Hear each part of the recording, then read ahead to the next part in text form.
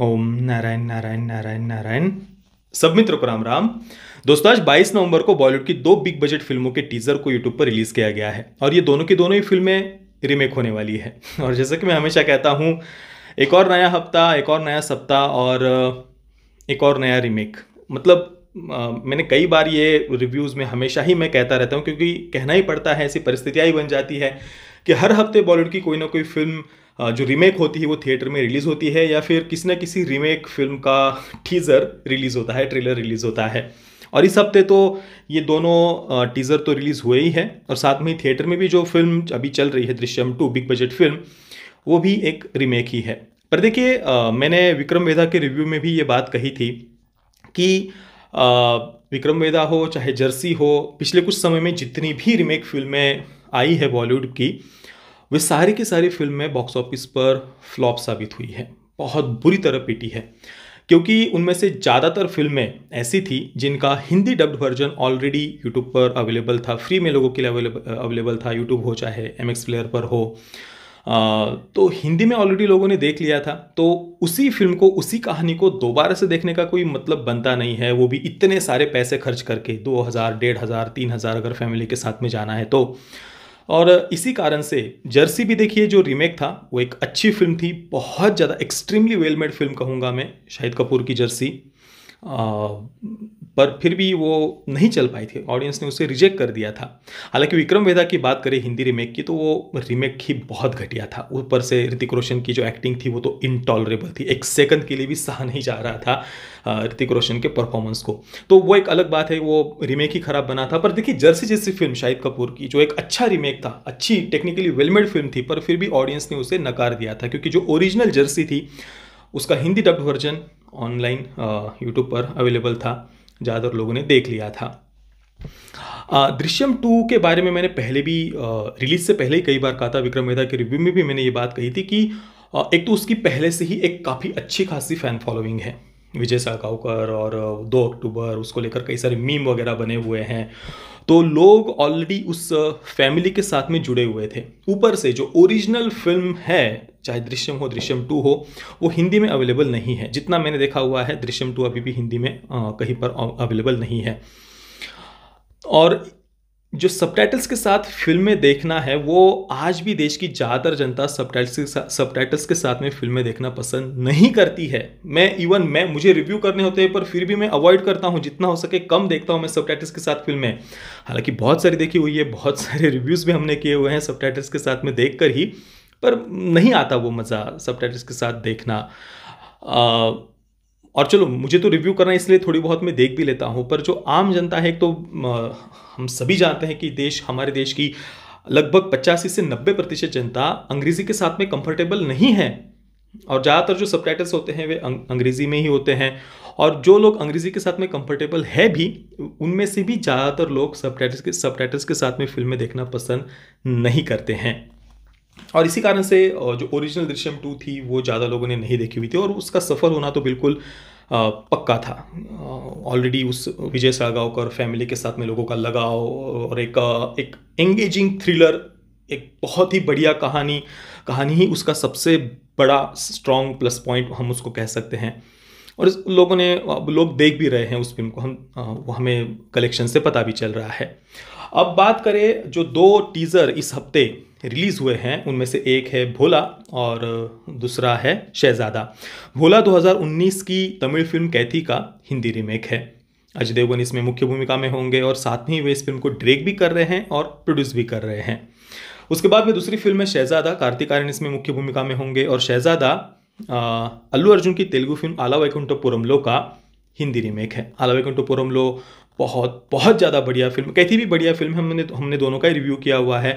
और आला वैकुंठपुरमलो को तो बहुत बहुत ज़्यादा लोगों ने पसंद किया था। इवन इस वर्ष जनवरी में ये बात भी चल रही थी कि आला वैकुंठपुरमलो के हिंदी डब्ड वर्जन को थिएटर में रिलीज़ किया जाए, पर किसी कारण से वो पॉसिबल नहीं हो पाया। और बाद में गोल्ड माइंस का जो उन्होंने एक नया टीवी चैनल शुरू किया है, उस पर उन्होंने उसके हिंदी डब्ड वर्जन को रिलीज़ किया था।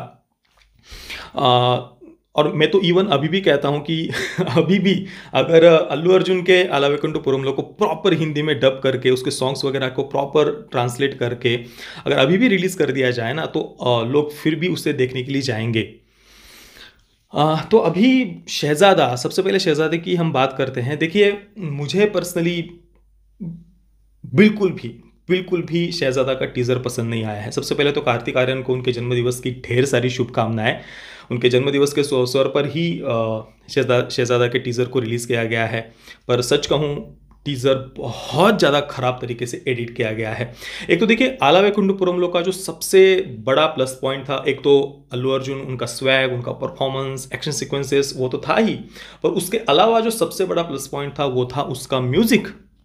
और जो एक फोक सॉन्ग के साथ में बिल्कुल एंडिंग में देखिए वो मुर्गा साथ में है, और उसके साथ में जब अल्लू अर्जुन बिल्कुल शांति से एकदम स्वैग के साथ जिस प्रकार से वो एक बैकग्राउंड में फोक सॉन्ग चल रहा है, लोकगीत चल रहा है, और वो वहाँ पर जो एक्शन सीक्वेंस है, क्या सुंदर था वो एक्शन सीक्वेंस। या फिर वो टेबल के ऊपर का सीन जहाँ पर पुरानी तेलुगु फिल्मों के सॉन्ग्स वगैरह चल रहे थे। तो वो जो पॉप कल्चर रेफरेंसेस हो, लोकगीत हो, फोक सॉन्ग्स जिसको अंग्रेजी में कहते हैं, अल्लू अर्जुन का स्वैग, ऐसा इनमें से एक सिंगल बात भी मुझे इस टीज़र में दिखाई नहीं दी।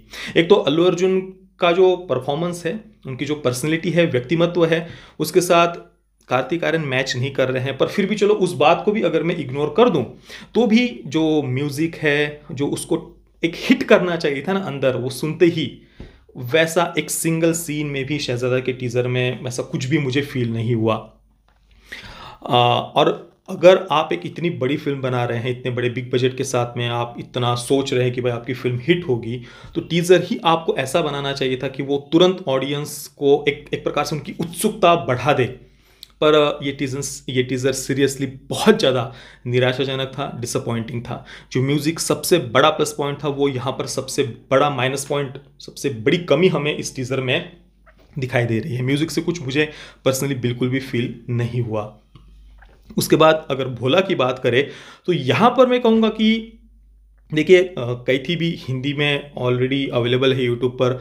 5 करोड़ से ज़्यादा लोगों ने उसे देखा हुआ है यूट्यूब पर। 5 करोड़ 10 लाख उसको व्यूज़ मिले हुए हैं यूट्यूब पर। इतने सारे लोगों ने हिंदी में उसे देख लिया है कैथी को। तो पता नहीं, मतलब मुझे तो नहीं लगता कि फिर से दोबारा कोई इतने पैसे खर्च करके 1000, 1500, 2000 खर्च करके फैमिली के साथ में उसी कहानी को दोबारा से देखने के लिए जाएगा। हालांकि फिर भी मैं कहूँगा भोला का टीज़र इवन अच्छा था। मतलब शहज़ादा के टीज़र ने जो मुझे डिसअपॉइंट किया, वैसा भोला के टीज़र ने मुझे निराश नहीं किया। अजय देवगन, उनका लुक अभी हालांकि रिवील नहीं किया है, पर वो जिस प्रकार से भस्म लगा रहे हैं माथे पर, और जो डायलॉग्स है वो भी मुझे काफ़ी इंटरेस्टिंग लगे। भगवत गीता पढ़ते हुए दिखाया है, त्रिशूल हाथ में है, और जो एक बाइक से जाते हुए फिर वो जंप करके सामने ही जो कार है उस पर वो जा रहे हैं, और ड्राइवर के बिल्कुल सर में वो त्रिशूल डाल देना काफ़ी ओवर द टॉप था। पर हाँ, थोड़ा अच्छा लगा, मतलब देखकर इंटरेस्टिंग था। और कुछ ऐसा डिसअपॉइंट करने जैसा कम से कम मुझे भोला के टीज़र में नहीं लगा। पर फिर भी मैं कहूँगा कि एक ऑलरेडी ऐसी फिल्म जिसका हिंदी डब्ड वर्जन अवेलेबल है, उसको रीमेक करने का वैसे भी कोई औचित्य नहीं बनता। और मुझे ऐसा लगता है कि पिछले कुछ समय में ऑडियंस ने जो एक दिखा दिया है बॉलीवुड को कि भाई अब ज़बरदस्ती हम अपना पैसा तुम्हें नहीं देंगे, जबकि हमने ओरिजिनल फिल्म को अगर देखा हुआ है, वो भी हिंदी में देखा हुआ है, तब तो तुम कितना भी अच्छा रिमेक बना लो। जैसे कि जर्सी शाहिद कपूर की, अच्छा रिमेक था, लोगों ने उसको रिजेक्ट कर दिया था, और ये हमने कई बार हाल ही के समय में हमने देखा हुआ है। अब भोला और शहज़ादा की बात करें तो इनके ऊपर काफ़ी लंबे समय से काम चल रहा है, 2-2.5 वर्षों से इन पर काम चल रहा है। तो उनके बारे में तो मैं कुछ नहीं कह पाऊँगा। चलो हम ऐसा मान लेते हैं कि ये उन आखिरी फिल्मों में से होंगी बॉलीवुड की जो रीमेक होंगी। आगे कम से कम कुछ चेंज हमें शायद देखने को मिले तो अच्छा है, नहीं तो बॉलीवुड अपने हाथों से अपने पैरों पर कुल्हाड़ी मार रहा है, इतना ही हम कहेंगे। और बॉलीवुड की एक आदत है हमेशा से, जो एक चीज़ थोड़ा सा हिट हो जाती है ना, जो फॉर्मूला थोड़ा सा उनका फिट कई बार थोड़ा सा चल जाता है ना, फिर उसी बात को वो इतना रगड़ते हैं, इस प्रकार से निचोड़ कर पूरा उसको उसका मजा ही किरकिरा कर देते हैं। फिर भाई एक चीज़, आप एक फॉर्मूला आपका थोड़ा-सा हिट हो गया पिछले कुछ समय में, आज से 4-5 वर्ष पहले तक आपके रीमेक पर रीमेक चलते जा रहे थे। तो बस उसको ही अभी तक भी बॉलीवुड उसी उन्हीं बातों को घिसते जा रहा है, घिसते जा रहा है। कुछ इम्प्रूवमेंट अपने आप में, कुछ चेंज तो वो ला नहीं रहा। ऊपर से प्रोपेगेंडा फ़िल्में भी लगातार बनती जा रही है, लगातार प्रोपेगेंडा फ़िल्में बनती जा रही है, उसको भी रोकना नहीं है। ऊपर से जब आपको मसाला फिल्में बनानी है एक मास ऑडियंस के लिए, वहाँ पर आप रीमेक बना रहे हैं, रीमेक नहीं हो तो प्रोपेगेंडा बना रहे हैं। इसके अलावा तो बॉलीवुड के पास में और दूसरा कुछ है ही नहीं, एक तो प्रोपेगेंडा या फिर रीमेक। इससे अलग हटकर कुछ तो क्रिएटिविटी लाओ भाई, कुछ नए राइटर्स हो, डायरेक्टर्स हो, उनको सामने लाओ। अभी भी हम देख रहे हैं कि जो बड़ी बड़ी बिग बजट फिल्में आने वाले समय में आ रही है, उनके डायरेक्टर्स आप देख लीजिए, उनका ट्रैक रिकॉर्ड देखिए आप। फ्लॉप से फ्लॉप दी हुई है उन डायरेक्टर्स ने पिछले कुछ समय में, उनकी लगातार पिछली कुछ फिल्में फ्लॉप हुई है, फिर भी उन्हीं डायरेक्टर्स के साथ में बॉलीवुड अभी भी काम कर रहा है। चेंज नहीं लाना है बॉलीवुड को, अपने आप में कुछ चेंज नहीं लाना है। ये सबसे बड़ा, मतलब क्या कहे, इतना सब कुछ लोग बोल रहे हैं फिर भी अगर बॉलीवुड पर कुछ फर्क ही नहीं पड़ रहा, तो ये तो बॉलीवुड की ही गलती है। हम दूसरा दूसरा लोगों पर फिर थोपना, लोगों को दोष देना, ये बॉलीवुड को अब बंद कर देना चाहिए। बाकी दोस्तों ये थे मेरे पूरे विचार, भोला हो या चाहे शहजादा हो उसको लेकर। बाकी आपको ये दोनों टीज़र कैसे लगे, आपके इस पर क्या विचार है, मुझे आप नीचे कमेंट में अवश्य बताना। ये वीडियो देखने के लिए आप सभी मित्रों का बहुत बहुत धन्यवाद। जय श्री राम, वंदे मातरम।